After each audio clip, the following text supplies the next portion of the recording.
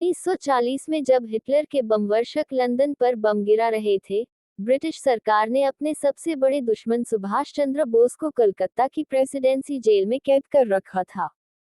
अंग्रेज सरकार ने बोस को 2 जुलाई 1940 को देशद्रोह के आरोप में गिरफ्तार किया था। 29 नवंबर 1940 को सुभाष चंद्र बोस ने जेल में अपनी गिरफ्तारी के विरोध में भूख हड़ताल शुरू कर दी थी। एक सप्ताह बाद 5 दिसंबर को गवर्नर जॉन हर्बर्ट ने एक एम्बुलेंस में बोस को उनके घर भिजवा दिया ताकि अंग्रेज सरकार पर यह आरोप न लगे कि उनकी जेल में बोस की मौत हुई है। हर्बर्ट का इरादा था कि जैसे ही बोस की सेहत में सुधार होगा वो उन्हें फिर से हिरासत में ले लेंगे। बंगाल की सरकार ने न सिर्फ उनके 38/2 एल्गिन रोड के घर के बाहर सादे कपड़ों में पुलिस का कठोर पहरा बैठा दिया था, बल्कि ये पता करने के लिए भी अपने कुछ जासूस छोड़ रखे थे कि घर के अंदर क्या हो रहा है। उनमें से एक जासूस एजेंट 207 ने सरकार को खबर दी थी कि सुभाष बोस ने जेल से घर वापस लौटने के बाद जई का दलिया और सब्जियों का सूप पिया था। उस दिन से ही उनसे मिलने वाले हर शख्स की गतिविधियों पर नजर रखी जाने लगी थी और बोस के द्वारा भेजे हर खत को डाकघर में ही खोलकर पढ़ा जाने लगा था। 5 दिसंबर की दोपहर को सुभाष ने अपने 20 वर्षीय भतीजे शिशिर के हाथ को कुछ ज्यादा ही देर तक अपने हाथ में लिया। उस समय सुभाष की दाढ़ी बड़ी हुई थी और वो अपनी तकिया पर अधलेटे से थे। सुभाष चंद्र बोस के पौत्र और शिशिर बोस के बेटे सौगत बोस ने मुझे बताया था। सुभाष ने मेरे पिता का हाथ अपने हाथ में लेते हुए उनसे पूछा था, आमार एकटा काज करते पारबे? यानी, क्या तुम मेरा एक काम करोगे? बिना ये जाने हुए कि काम क्या है, शिशिर ने हामी भर दी थी। नेताजी सुभाष चंद्र बोस अपने भाई शरद चंद्र बोस और मां प्रभावती के साथ अपने घर में बाद में पता चला कि वो भारत से गुप्त रूप से निकलने में शिशिर की मदद लेना चाहते थे। योजना बनी कि शिशिर अपने चाचा को देर रात अपनी कार में बैठाकर कलकत्ता से दूर एक रेलवे स्टेशन तक ले जाएंगे। उद्धरण: सुभाष और शिशिर ने तय किया कि वो घर के मुख्य द्वार से ही बाहर निकलेंगे। उनके पास 2 विकल्प थे, या तो वो अपनी जर्मन वानर कार इस्तेमाल करे या फिर अमेरिकी स्टूडबेकर प्रेसिडेंट का। अमेरिकी कार बड़ी जरूर थी लेकिन उसे आसानी से पहचाना जा सकता था, इसलिए इस यात्रा के लिए वानर कार को चुना गया। शिशिर कुमार बोस अपनी किताब द ग्रेट एस्केप में लिखते हैं, हमने मध्य कलकत्ता के वेचल मौला डिपार्टमेंट स्टोर में जाकर बोस के भेष बदलने के लिए कुछ ढीली सलवारें और एक फेस टोपी खरीदी। अगले कुछ दिनों में हमने एक सूटकेस, एक अटैची, 2 काटसूल की कमीजें, टॉयलेट का कुछ सामान, तकिया और कंबल खरीदा। मैं फेल्ट हैट लगाकर एक प्रिंटिंग प्रेस गया और वहां मैंने सुभाष के लिए विजिटिंग कार्ड छपवाने का ऑर्डर दिया। कार्ड पर लिखा था, Mohammad Ziauddin, BA, LLB, travelling inspector, the empire of India assurance company limited, स्थायी पता, सिविल लाइंस, जबलपुर। मां को भी सुभाष के जाने की हवा नहीं। यात्रा की एक रात पहले शिशिर ने पाया कि जो सूटकेस वो खरीद कर लाए थे वो वानर कार के बूट में समा ही नहीं पा रहा था। इसलिए तय किया गया कि सुभाष का पुराना सूटकेस ही उनके साथ जाएगा। उस पर लिखे गए उनके नाम एससीबी को मिटाकर उसके स्थान पर चीनी स्याही से एमजेड लिखा गया। 16 जनवरी को कार की सर्विसिंग कराई गई। अंग्रेजों को धोखा देने के लिए सुभाष के निकल भागने की बात बाकी घर वालों, यहां तक कि उनकी मां से भी से छिपाई गई। जाने से पहले सुभाष ने अपने परिवार के साथ आखिरी बार भोजन किया। उस समय वो सिल्क का कुर्ता और धोती पहने हुए थे। सुभाष को घर से निकलने में थोड़ी देर हो गई क्योंकि घर के बाकी सदस्य अभी जाग रहे थे। सुभाष बोस पर किताब हिज मेजेस्टीज अपोनेंट लिखने वाले सौगत बोस ने मुझे बताया, रात 1:35 के आसपास सुभाष बोस ने मोहम्मद जियाउद्दीन का भेष धारण किया। उन्होंने सोने के रिम का अपना चश्मा पहना जिसको उन्होंने 1 दशक पहले पहनना बंद कर दिया था।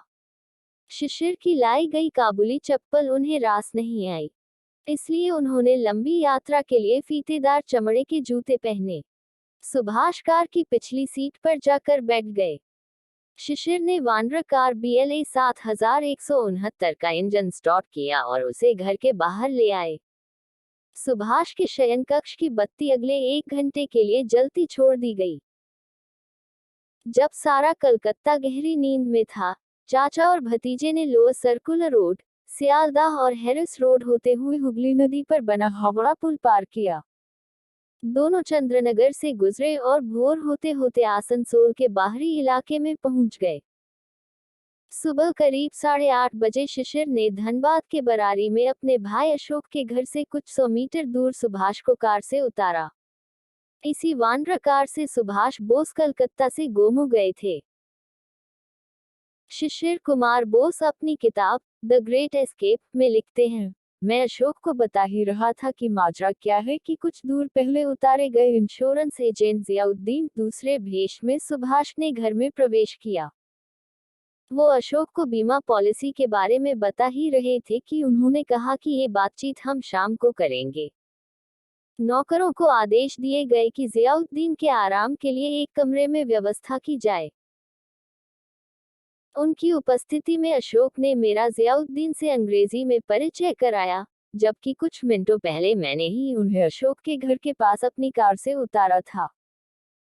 शाम को बातचीत के बाद जियाउद्दीन ने अपने मेजबान को बताया कि वो गोमू स्टेशन से कालका मेल पकड़कर अपनी आगे की यात्रा करेंगे। कालका मेल गोमू स्टेशन पर देर रात आती थी। गोमू स्टेशन पर नींद भरी आंखों वाले एक कुली ने सुभाष चंद्र बोस का सामान उठाया।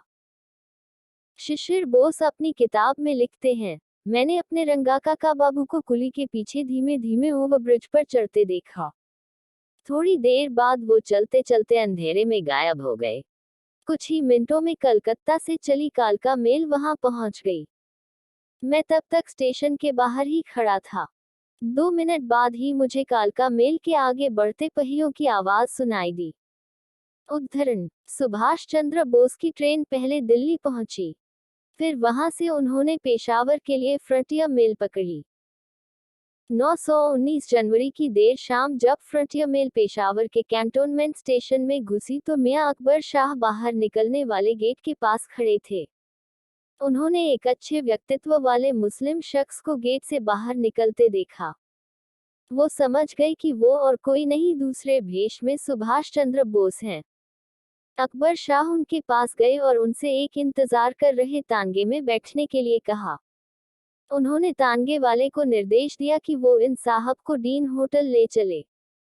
फिर वो एक दूसरे तांगे में बैठे और सुभाष के तांगे के पीछे चलने लगे।